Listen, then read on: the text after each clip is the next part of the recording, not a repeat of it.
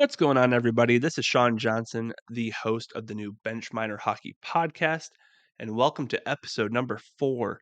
I can't believe we've already done 3 episodes, and we are on number 4 already. Originally, Jay Krupp of the Columbus River Dragons was supposed to be on this episode, but due to some scheduling conflicts, we had to slide him to another episode, so I actually don't have a guest this week, but that's okay. Still going to talk about some interesting topics here. First, we're going to recap episodes 1, 2, and 3 for those who may have missed it. We're going to talk about some of the surprising moments of the FPHL offseason in the summertime. We'll touch on the Ryan Marker situation out in Delaware, the best hecklers in the Fed according to some of the players around the league, and we'll talk about the Northeast Hockey League a little bit. Now, to recap some prior episodes, back in episode 1, we actually spoke with Fed legend Matt Puntereri. He joined Bench Minor to discuss his controversial fight with his friend Jesse Felton. That's when the Danville Dashers were playing the Dayton Demons in Hara Arena. His lifetime ban from the FPHL and what team he would want to join if he ever returned to the league. Spoiler alert, it's Danbury.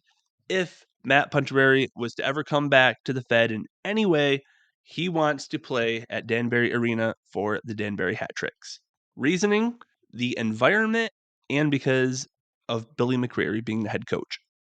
Recapping episode 2, we spoke with legendary Baton Rouge Kingfish Cam Brown, and he talked about his experience in the NHL, how he had one lone fight, and his Vancouver Canucks ultimately lost to the Chicago Blackhawks in Chicago, 8-0. We talked about professional hockey in the state of Louisiana and the direction of the Fed. Now, Cam Brown was fun to talk to because he had no prior knowledge of the Fed. He didn't really know they existed. We spoke about it. Come to find out, his friend Jerome Bouchard is the head coach of the Columbus River Dragons. So now his interest is kind of spiked, and he wants to go to Baton Rouge this upcoming season to check out one of those 3 neutral site games. And episode number 3 was with current Binghamton Black Bears head coach Gary Gill. I had a blast talking to him. He's a great person to talk to, very direct, doesn't really beat around the bush. I don't know. He's just one of those people where you can just have a fluid conversation and just have a good time talking hockey. So I had a great time speaking with him. I can't wait to bring him back on the show, along with Matt Puntereri. He's definitely going to be back. Coach Gary Gill is definitely going to be back. I'll check in with Cam Brown here soon. We'll see if we can get him back. But moving forward, we have some awesome guests to talk to. Like I said, Jay Krupp is going to be coming up here soon. I'm not going to announce any more right now. I'm going to wait a little bit more until I announce the next couple episodes. Switching gears here, though, moving over to some of the more surprising moments in the FPHL this offseason. Like I said, Baton Rouge possibly coming into the league next year. I found this kind of interesting because the FPHL executives, owners, everyone associated in the Fed kept Baton Rouge under wraps. None of us, and I mean none of us, saw Baton Rouge coming at all. We didn't even know anything about Baton Rouge until the day of the press conference announcing it. So kudos to Barry Soskin and Don Kernan and Sarge for keeping that a secret, because that was some awesome news. It really was. Now, speaking of Baton Rouge coming into the league, again, it's a possibility. We have to wait this season to see how these neutral site games go. Now, the first one is going to be on December 8th. It's going to be the Mississippi Seawolves versus the Carolina Thunderbirds. Then on December 15th, we have the Mississippi Seawolves again taking on the Port Huron Prowlers. And on January 2nd, Port Huron Prowlers versus Mississippi Seawolves once again. So those will be your 3 neutral site games in Baton Rouge. If all goes well, Barry Soskin will place a team there next season. Another thing I thought was very interesting was the Mississippi Seawolves actually bringing in Coach Phil Esposito to be their bench boss. Now, I worked with Phil in Watertown, and let me tell you, awesome guy to work with. Loves his bubblegum also. If you didn't know, loves his bubblegum. So if you're looking for a Christmas present for Coach Phil Esposito, bubblegum. However, he has coached 325 games in the Fed with a record of 190, 106, and 33 over the course of his time in the Fed. He coached the Titans, the Whalers, and the Wolves. and now he moves to Mississippi with Joe Pace to jumpstart the Seawolves. And one of the first things that he did, and I thought was very interesting, was bring in veteran Matt Caranci. Now, Matt Caranci, also a Danbury legend, hasn't played since the 2018 season after winning the championship with the Watertown Wolves. So Matt Caranci comes out of retirement to go play for Phil Espo down in Mississippi. I thought that was very interesting. I think it's a great move. Matt Caranci is one of the best players I've ever seen. And not just his skill level, but he has skills on the ice, and he's definitely a people person off the ice. One of the nicest guys I've ever met. Now we'll switch over to Elmira. One of the more surprising things, this isn't really a person, but it's a thing. When they announced their team name as the Mammoth and unveiled their jerseys and their logo, I thought that was kind of shocking. Now, I feel like you either love the name Mammoth or you hate it. You either love the purple and orange jerseys or you hate them. I'm on team hate. That doesn't mean I'm against, Steve Donner. I've already talked to Steve. I love Steve. That doesn't mean I'm against the team altogether. I just think purple and orange is an ugly color combo. I don't like the team name Mammoth. And I understand the historical context. They used to roam the southern tier of New York. I understand why they went Mammoth, but it just doesn't scream professional hockey to me. But that's okay. It's not my team. It's not my city. Okay, I didn't mean to take Binghamton's slogan, but you know what I mean. I respect Steve. I respect the organization. I just personally don't like the team name, and I don't like the colors. I understand the purple because if you've never been to First Arena, the arena is covered in purple seats. So I understand why you went with the color purple, but purple and orange for me don't mix. The name, didn't really care for it. And the logo, I know there was a lot of backlash for that logo, but Elmira Management hired a marketing company to come up with their logo and their jerseys and everything, and this company kind of did them dirty. Essentially, they went on Google and found a stock image of a mammoth and used it. Now, Elmira Management could have done that themselves and saved themselves some money, but I don't know. That's the route that they took. They hired that company, and the company kind of stole an image off Google, and it's very plain. It's not exciting to me at all. But again, not my call. Moving over to Binghamton, I know everyone has seen this news. Binghamton signs John Morasti. John Nasty Morasti, former AHL, KHL, and LNAH enforcer. The guy is a stud. When he played for the Syracuse Crunch, I had a 41 jersey. Just saying. I could not believe the news when I saw it. I honestly thought it was a typo when I first saw it. I was like, there's no way a guy from the AHL, KHL, LNAH is coming to the Fed to play. But I reached out to Binghamton. They said it was true. I was like, this is awesome. It's awesome for the FPHL. I mean, it's just great to see this league is growing and bringing in bigger cities, bringing in bigger names. It's getting bigger and better every year. I spoke with head coach Gary Gill of the Black Bears last episode, and we discussed the Morasti situation. So if you haven't heard that podcast yet, go back to episode 3, listen to Coach Gary Gill kind of break down the Morasti situation. It was very exciting to talk to him about that. I'm super excited that Morasti is coming to the Fed. Can't wait to check out some games. Speaking of enforcers, another enforcer coming to the league would be Diamond Hands Daniel Amsbury. He actually just won the Ice Wars competition, and he signed with the Danbury Hat Tricks. So another exciting, I don't want to say fighter because these guys are more than just fighters, but another exciting person to go watch. And Watertown. Now, I don't really want to touch on Watertown too much here because I haven't spoken with ownership directly yet. But I kind of just found it interesting that Watertown changed ownership again. This is the third owner in a 2-year span. Now, Watertown is just coming off a winning season, which is great. I'm super happy for Watertown. That's my hometown.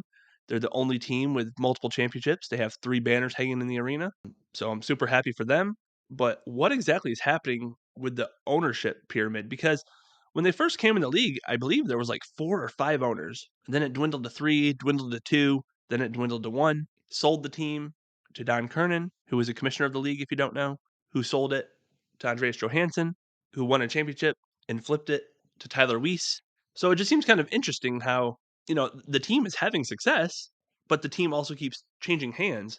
Now, I'm not going to presume anything. I just found that kind of surprising. So I definitely plan on speaking with Watertown eventually just to kind of get a backstory a little bit. So that will probably be on a future podcast or even maybe just an article on benchminerhockey.com. So stay tuned for that. Let me talk to Watertown directly so I don't get any facts messed up. Finally, one of the more interesting things that happened over the summertime was Motor City. First of all, they dropped their jerseys. Those things are sick. I don't care. I think they got one of the best logos in the league. And now I think that they got the best color combo. That purple and black looks mean. Purple, black, and white looks mean. Everything about that logo and those colors look tough. I am going to own one of those jerseys. They look good. I don't care. If you haven't seen them, go check them out. They're awesome. But beyond the jerseys, one of the more exciting things, I think, is bringing in Zach Zolkanix. Now, if you don't know Zach played for Port Huron. He played for St. Clair. He played for North Shore. So he stayed right in that Michigan area. But the kid is a playmaker. Now, he hasn't played since the 2019-2020 season, but he's played 159 games, scored 69 goals, 108 apples, for a total of 177 points. That's over a point a game. It's crazy the element that he brings to the ice. Whenever, I was with Watertown and we were playing Port Huron, I always knew when he was on the ice, it was dangerous. He's one of the more dangerous players on the ice. Switching gears here, let's talk about the Ryan Marker situation in Delaware. Now, I'm going to tread lightly because, again, I don't have all my ducks in a row. I don't know all the facts. I've tried to speak with Ryan. I've spoken with his wife. And I've attempted to speak with Delaware Thunder management. Now, Ryan's awesome. Ryan told me his side of the story. His wife told me a little bit. I've tried to get the Delaware Thunder side of the story. They don't return calls. They don't return messages. They don't return emails. I don't really know what's going on in Delaware. I've tried to find the truth, but I'm not going to come out and make a statement about them because the point is to not put anyone down. I want the league to expand. I want the league to grow. I want the league to get better.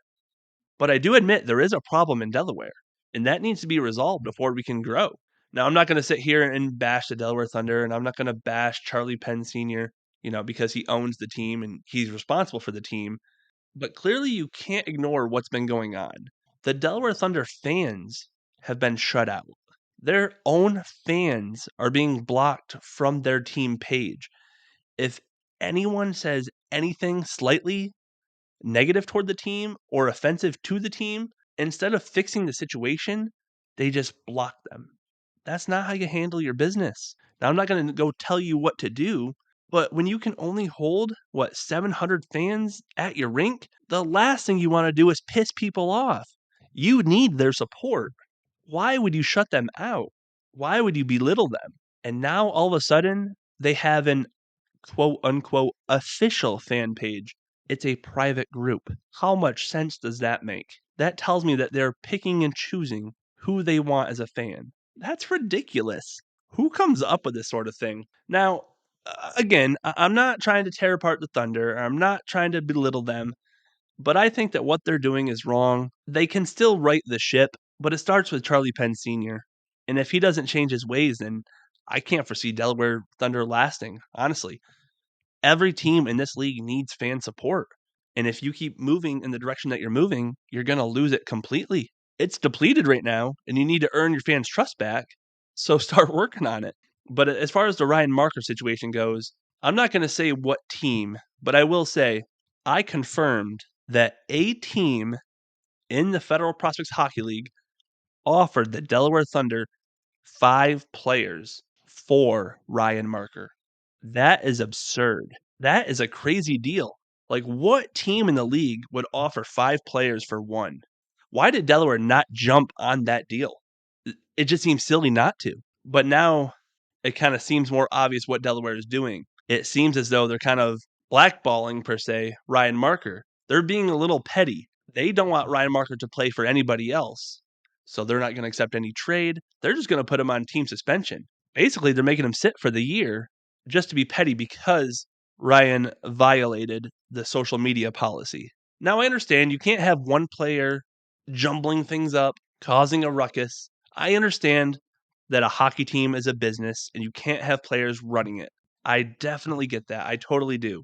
But how you respond to this situation also matters. And I'm not sticking up for Ryan. What Ryan did probably should have been handled a little different. However, it doesn't seem like the Thunder are really handling it the best either. So I'm going to move on from this situation. I hope that Ryan and the Thunder get this resolved. I really do, because when Ryan's on the ice, you know. When number 16 is on the ice, you know. He's a dangerous player. He's electric. He's exciting. He's a goal scorer, a natural goal scorer. Any team in this league would love to have him on their team. Now, if there's any chance of that happening, we want to see it happen as fans. So the only people that can fix this really would be the Delaware Thunder. Either unsuspend him, let him play, or trade him. But let's move on from the suspension. It's ridiculous. Changing gears here to another subject, the best hecklers in the FPHL. Now, when I was with Watertown, I know my vote doesn't count, but I'm still going to vote anyway. The best hecklers were in Cornwall. Whenever we had a trip to Cornwall, we didn't know what was in store for us, but we always knew that you were going to get chirped. And the best part is sometimes they even chirped their own team. At the time, Cornwall was not very good. I think they were last in the standings for a while, and the fans were just there to get drunk and talk shit. And the visitors loved it. The home team loved it. Didn't matter if Cornwall won or lost. The fans had a great time. But moving on to what the players had to say, though. So first off, I talked to Josh Newberg of the Binghamton Black Bears, and this is what he had to say. It used to be Elmira, but maybe now Danbury. They heckle a lot and make posters of opposing players. Now, posters. If you go the distance and you make posters, please take pictures and send them to Bench Minor Hockey. We want to see the creativity. I've seen a bunch over the years, and they're pretty awesome. The best ones I've seen so far have actually been in Watertown when they feature opposing players like Joe Pace. There's been a few posters with him I thought were hilarious. Whenever any poster involves financial considerations, those are golden to me. Moving on to Jonathan Giuliano of the Motor City Rockers, he says, I've only played a handful of road games in the last few years, but I would say Carolina and Watertown would be on my list of current FPHL teams. The fans are able to get close enough to the benches to talk to the players. Definitely agree with you there, Jonathan. I actually have to also add Elmira as far as fans getting close enough, because even in Elmira, there's like a specialty seating where like there's fans directly behind the bench and directly to the side of it. So it's like an L shape. It goes right around. But yeah, the fans are right there next to you. Josh LaBelle. Oh boy. Danbury fans might be up in arms over this one, but Josh LaBelle from Watertown says, I probably have to go with Danbury just because they're annoying. Not my words. Josh LaBelle had that to say. Danbury, I love you guys. I think you guys are awesome. Phil Bronner from Danbury also says Danbury, right behind the bench, section 102. Let me pause right there real quick. Section 102. If you have never been to Danbury and you are looking for a road trip to go to a FPHL game, go check out Danbury Arena. It is an experience, let me tell you. Those Section 102 fans are passionate. They are crazy. They are electric. It's one of the best environments in the FPHL, in my opinion. But back to Phil. He says, I hated playing there when I played for Watertown, but I was pumped to go there to play, though. So, as an opponent, you hate going there because it's a dangerous environment. It's loud, it's crazy. But man, when you're wearing their colors, it's quite the experience. Jay Croup from the Columbus River Dragon says Binghamton for sure. They work you, but it's fun. Kyle Powell from Binghamton agrees with Phil. Danbury, section 102, easy. They're the worst and the loudest. They are passionate and fearless. Now, like I said, if you've never been to Danbury, Phil, Josh, Kyle, myself, we all have the same answer. Danbury, section 102. Go check it out. Johnny Ruiz from Danbury says either Watertown or Columbus. They stand out because some of the signs they had chirping our players. So again, the signs, Watertown and Columbus, excellent cities for signs. Matt Graham of the Port Huron Prowlers. Tough to say. Section 102 in Danbury used to be a lot crazier, but it's still probably them. So there you go, a fifth person saying Section 102 in Danbury, best chirpers. And that is all the players that I asked. Well, there you have it. Most of them said the same thing. Danbury, Danbury, Danbury, Danbury. Section 102, Section 102, Section 10 what? 102. Go check it out. Moving on to this Northeast Hockey League. Have you ever heard of it? Yeah, me neither. So, apparently, there is a new startup league called the Northeast Hockey League. A bunch of fans have messaged me, emailed me about this. Honestly, I don't know too much about it. What I have been told, though, is that it is the startup league of Charlie Penn's senior. He's been trying to start up a league for a few years now. This is his attempt. Now, again, we already talked about Charlie Penn Sr. a little bit ago with Delaware, and I'm not going to get back into that. But here's my thing. Northeast Hockey League. That means you're restricted to the Northeast. The Northeast hockey market is completely saturated. I'm not even really sure where you would go. Or what would you have? Four teams and rec rinks? I don't understand the process. I don't understand why Northeast. It's too cluttered. There's too much going on there. Again, I'm not trying to degrade him by no means, but if Charlie Penn Sr. doesn't have the best reputation with the Delaware Thunder or with the Federal Prospects Hockey League, he probably wouldn't have a good reputation with his own league either. And I'm just saying it like this, like the way that he's doing Ryan Marker dirty, the way that he does the Delaware Thunder fans dirty, and even the players with the housing situation. I don't understand why he thinks that he would have a successful league in a saturated market when he doesn't even have the support from the fans or the players or even the respect from his own team. How are you going to run an entire league if you don't have the respect or support from one team? Now, I mean, I can go back and forth all day.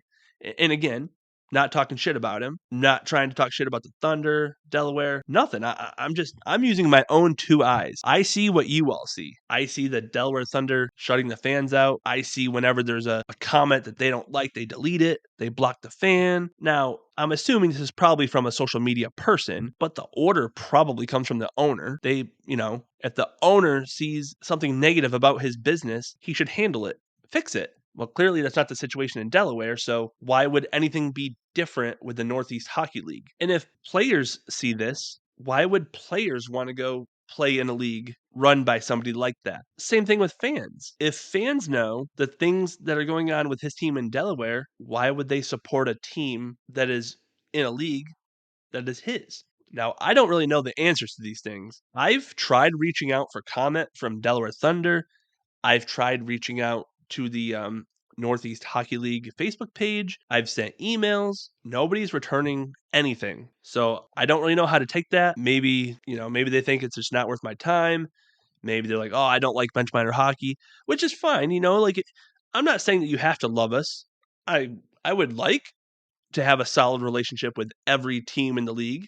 I really would. But if they're not returning my calls and not returning my texts and not returning my emails, I can't really put out the truth to you guys because I don't know it. I need to have my ducks in a row. I like to have my facts straight before I really report on anything. If Charlie Penn Sr. isn't, reaching back out to me or whoever is running the Northeast Hockey League Facebook page isn't reaching back out to me, I can't really respond to fans anything about it. Like I said, it's just hearsay.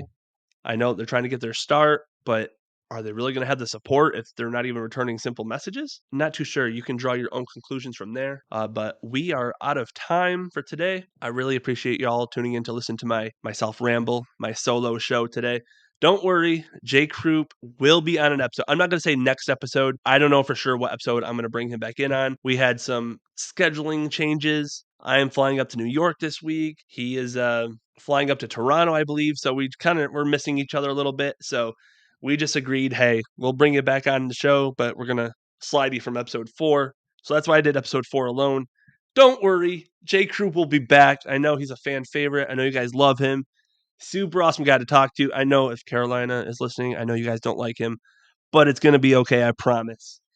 But thank you guys so much for listening to episode number 4, and we will be back next week with episode number 5.